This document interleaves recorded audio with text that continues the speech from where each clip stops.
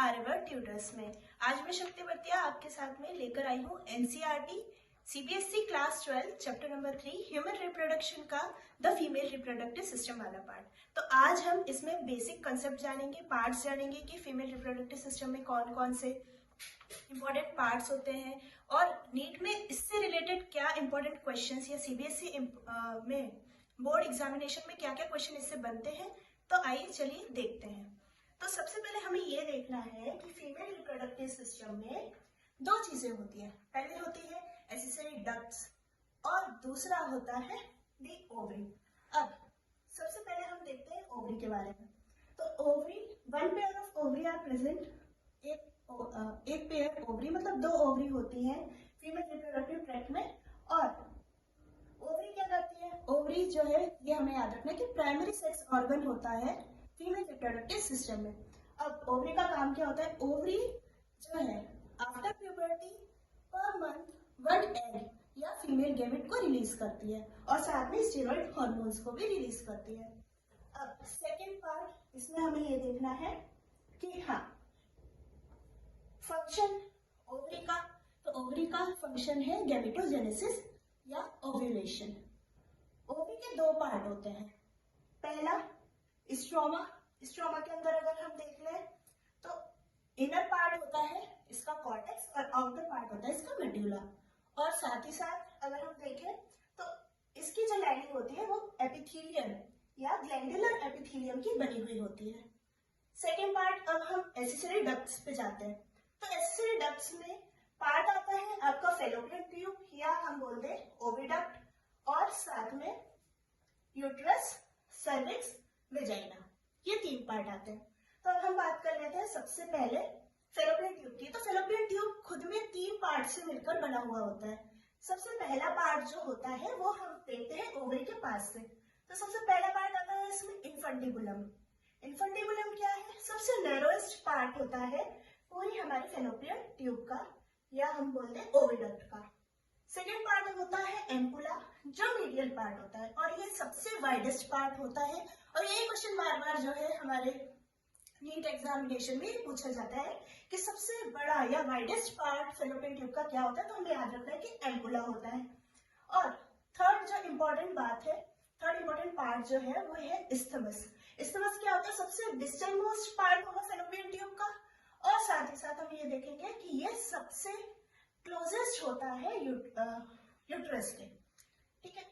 और अगर आपसे ये क्वेश्चन पूछा जाए, नीट में ये बार बार पूछा जाता है कि अगर फर्टिलाइजेशन हो रहा है तो वो फैलोपियन ट्यूब के किस रीजन में होता है।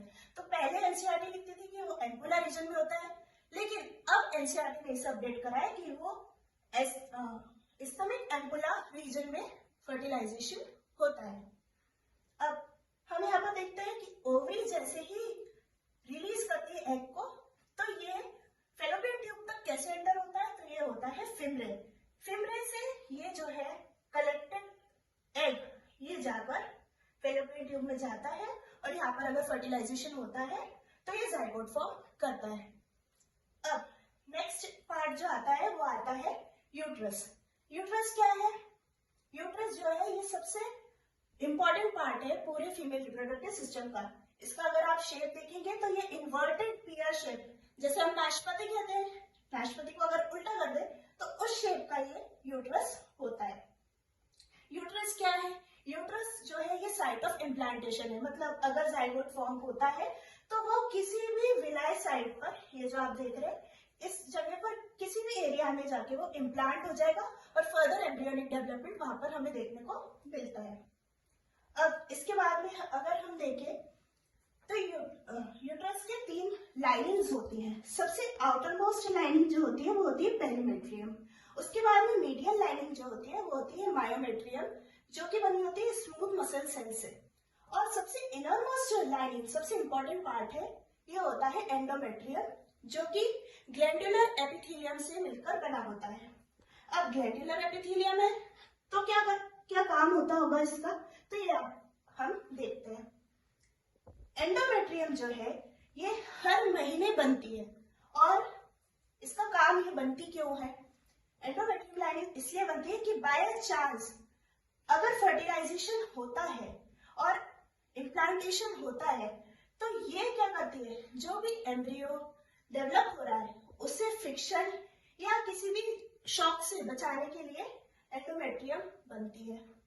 और अगर फर्टिलाइजेशन नहीं हुआ तो ये एंडोमेट्रियम जो है ये आफ्टर 21 डेज शेड होती है in the form of blood and mucus, और इसे ही हम मेंस्ट्रुअल साइकिल कहते हैं।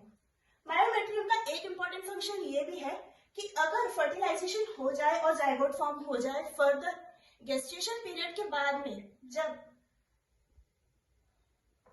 बच्चा पूरी तरीके से यहाँ पर फॉर्म हो जाता है, तो जब पार्चुरेशन का टाइम होता है तो मायोमेट्रियम में जो है साइक्लिक चेंजेस देखने को मिलते हैं, स्ट्रॉन्ग कॉन्ट्रैक्शन होते हैं, और तभी यहाँ से जो है बर्थ कैनाल के थ्रू जो है डिलीवरी होती है।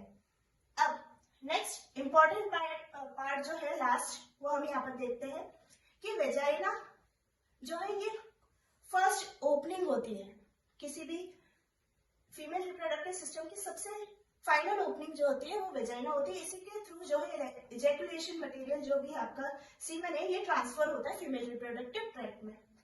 अब यहाँ पर बीच में आप देख रहे हैं सर्वाइकल कैनाल और सर्विक्स। सर्वाइकल कैनाल और वेजाइना दोनों मिलकर बनाते हैं बर्थ कैनाल। तो बर्थ कैनाल जो है ये इंपॉर्टेंट पार्ट है, इसी के थ्रू जो है पार्चुरेशन के बाद में जो है न्यूबॉर्न बाहर आते हैं। तो ये इंपॉर्टेंट जो है पार्ट्स है। और अगर हम साइज की बात करें तो ओवरी का साइज हमें याद रखना है 2 to 4 सेंटीमीटर इसका साइज होता है। और अगर साइज फेलोपियन ट्यूब का आपसे पूछ लिया जाए एग्जाम में तो वेरी इंपॉर्टेंट लाइन है 10 to 12 सेंटीमीटर जो है इसकी टोटल लंबाई होती है फेलोपियन ट्यूब की। तो इतना आपको अभी याद रखना है। ये पूरी लाइन जो है NCERT chapter number 3 human reproductive system के पार्ट नंबर 2 में पूरा ये एक्सप्लेन किया गया है। ये 2 पैराग्राफ में लगभग एक्सप्लेन किया गया है, और इससे इंपॉर्टेंट जितनी भी इंपॉर्टेंट लाइंस थी वो मैंने आपको डिटेल में समझा दी है। तो इसके आगे का जो पार्ट है वो हम नेक्स्ट वीडियो में कंटिन्यू करेंगे। तब तक के लिए अगर आपको ये वीडियो अच्छा लगा हो तो प्लीज मेरे चैनल को सब्सक्राइब करिए और इसे लाइक कीजिएगा। और कोई भी आपकी डाउट हो या क्वेरी हो या कमेंट सेक्शन में मेंशन कर दीजिएगा। फिर मिलते हैं एक नए वीडियो के साथ, तब तक के लिए धन्यवाद।